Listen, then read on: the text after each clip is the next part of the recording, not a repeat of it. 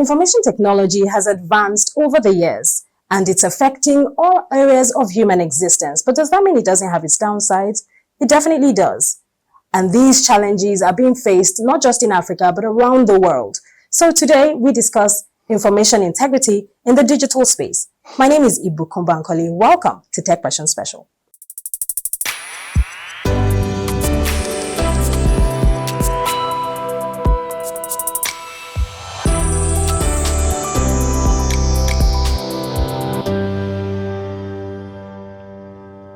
To have this conversation with me is the Director of United Nations Information Center, Mr. Ronald Kayanja. Thank you very much for joining us today. Thank you for having me.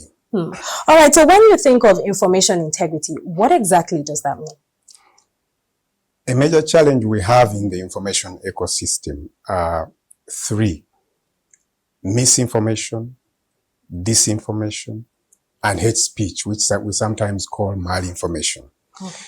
We want to look at it from a positive side, which is information integrity, making sure that the information ecosystem is positive, doesn't have misinformation, doesn't have disinformation, and doesn't have hate speech. And it is a responsibility for all stakeholders to ensure this integrity. So if you want, information integrity is the opposite of the malinformation that is already existing in the ecosystem. Okay, so what then are the primary challenges of maintaining information integrity across Africa? Because I want to believe that it differs from region to region. Yeah. Disinformation, misinformation, hate speech have been with us, with humanity for ages. But they are made worse by digital technology.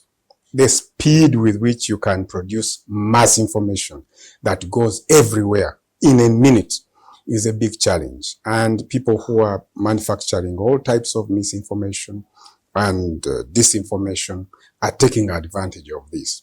Disinformation is when people produce information deliberately to mislead or to create harm. And misinformation is when you share information without even knowing, but it is wrong information. In Africa, we have a number of challenges related to information integrity. The first challenge is digital literacy. Many of our people don't even know how information is produced in these digital platforms. So there are very low levels of digital literacy across Africa. And so that makes our people more vulnerable to misinformation and disinformation.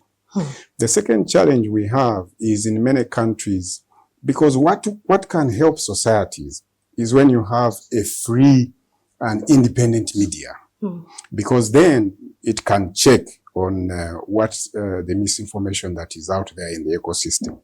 In many countries, you don't have a free and independent media, or you have journalists, but they don't have the capacity to do investigative journalism that can help people to depend on information that comes from them. The third challenge is a policy challenge. We don't have enough policies and regulations that actually even check the technology companies. Like you have in Europe, you have laws. You have in the US laws that check Facebook, that check X or former Twitter. In Africa, we don't have a very strong legal framework to check on those. The third element that is a challenge in Africa, we don't do enough research around this. Many countries do research around information integrity, but it's not so much in Africa. We don't have that. The other challenge is we don't invest, and related to research, we don't have enough finances invested in things like fact-checking. We have many organizations that try to do fact-checking, but you find even media houses don't have enough resources to have fact-checking departments. All of these make it difficult for Africa to deal with this existential threat of pollution of the information ecosystem, which would help us to have information integrity. So these are areas we need to work on in Africa. Now, you spoke about policies. What can governments across Africa begin to do to ensure that they have the right policies and legal framework to combat misinformation and disinformation? So the policies should have the combination of what I've talked about. So the policy should include deliberate digital literacy. through education, through schools and other channels. So the policy should have that element, using probably media and information literacy practices, which we know that have been there. The other is investment. There has to be deliberate investment in research. There has to be deliberate investment, financial investment in the organizations that work on digital literacy and improving the ecosystem. We don't do enough research in our countries. The other one is regulation that relates to how the tech companies operate. Issues around privacy and data sharing and so on. You know, one of the challenges we have in Africa is that our data can easily be used by a number of companies. We don't have strong legislation around our data, which also infringes on our privacy. So a policy should have these elements, should have the elements of strengthening the media so that independent and free media can help us now to check. You have to have a policy that has support for research. Universities, in fact, one of the things we are recommending is that many universities across Africa should set up departments on information integrity, because we need to do more research and understand this phenomenon. It's not new, but it has become more difficult and complicated because of technology. Now we are faced with artificial intelligence. That is another issue that is going to disturb us with deep fakes and so on. So it's already affecting even electoral systems in Africa, where it is also increasing hate speech, which is very dangerous, which can lead to violent conflicts, and we are concerned about that. So it is so imperative that African countries work on policies that are comprehensive around all these issues that affect information integrity. Okay, so now you said something about the fact that considering the legal frameworks are not strong enough, a lot of African companies have sprung up, startups and tech startups have sprung up. How can they begin to ensure that there's information integrity, that they practice that and they are ethical in how they consume and use data of their users and consumers pretty much? Again, it comes back. You know, one of the challenges we have is you have fact checkers, you have companies coming up and so on. But we lack like guidelines on how all these operate. UNESCO, for instance, produced a document about information integrity and how companies should operate, some kind of regulations. But that is at our UN level. Those kind of regulations should come at the national level.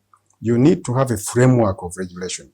It's part of what, if you've heard of the Summit of the Future, which will happen in September, part of the outcome of the Summit of the Future will be a global digital compact.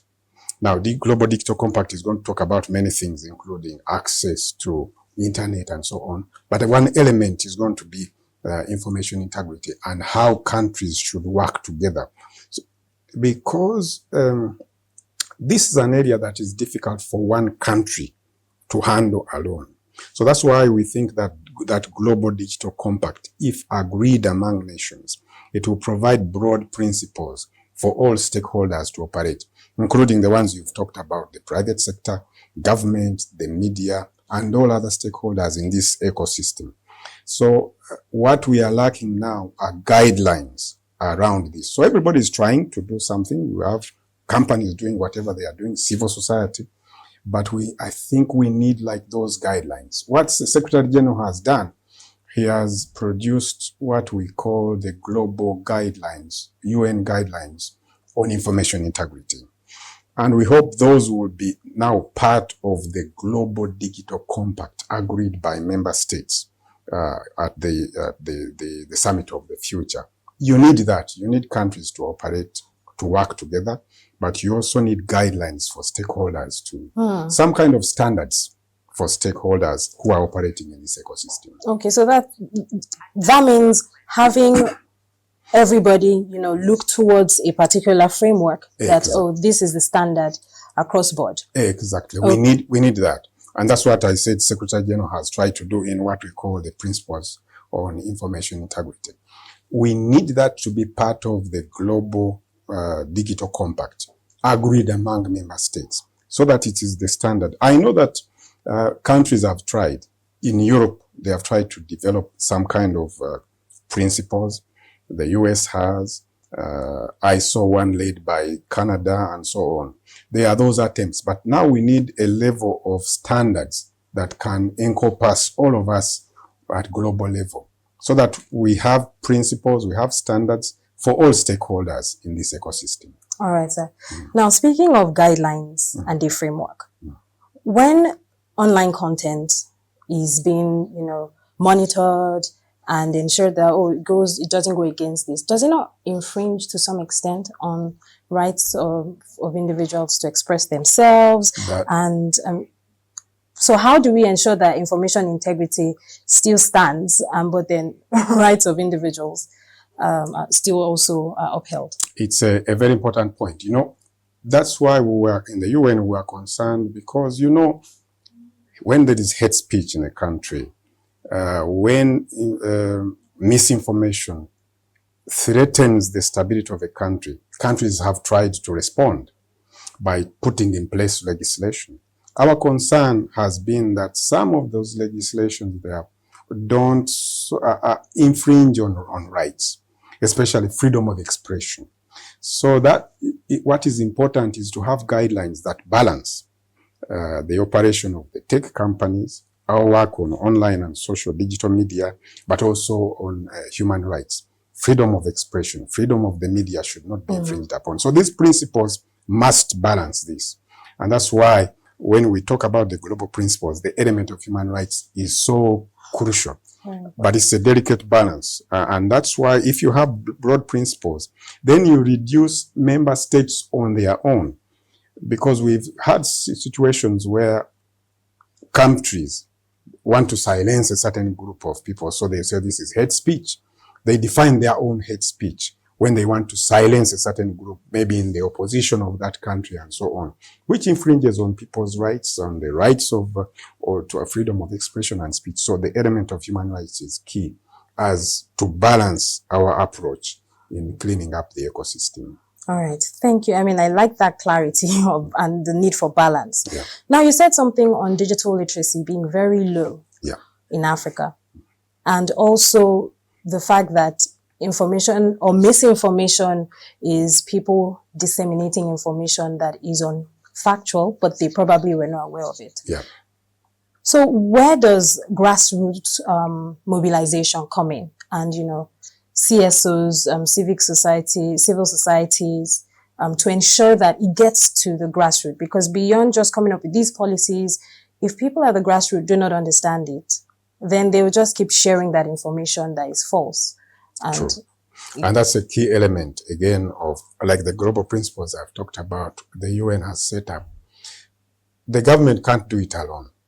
You need the work of civil society. Civil society helps us to fight for rights also, so that to keep the governments in check, but also to educate the masses. Digital literacy cannot be accomplished only in schools. There's work going on with schools, including digital literacy and curriculum and so on, but communities. So that's where to reach communities, you need the civil society. We need to mobilize civil society. But as I said, you need to invest. You need to invest in the civil society. And that's why we call upon member states to do that. You need to invest in civil society that are going to mobilize communities. For them to understand, for instance, how can you check that this is a false video?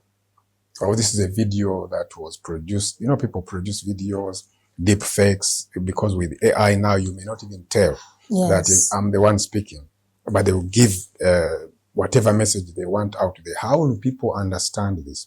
That is very critical, especially in some of our fragile societies where you have a lot of divisions on ethnicity, religious divisions, and so on. It's easy for people that use disinformation to bring violence in societies. So that is very critical, to have people that will mobilize societies and train them on how to understand the dangers of this pollution in the ecosystem, in the information ecosystem. Nice. Now, speaking of the fact that people these days, it's more difficult to find out or fact check or know if it's a real video. But the good thing is many social media platforms now have that prompt to say, oh, this is likely AI generated. Yeah. And which, I mean, that's a step in the right direction Very from much.